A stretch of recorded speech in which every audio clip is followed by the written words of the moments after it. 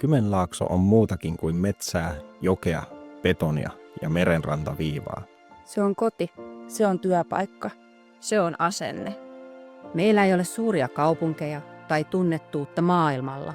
Sen sijaan meillä on aitoutta ja yhteisöllisyyttä. Meillä ei ole odotusten luomaa painetta. Sen sijaan meillä on vapautta valita.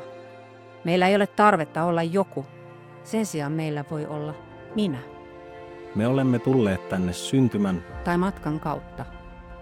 Meillä on arvokas omana itsenään. ja yhteisön jäsenenä. Me olemme pitkän linjan konkareita ja uusia tulokkaita.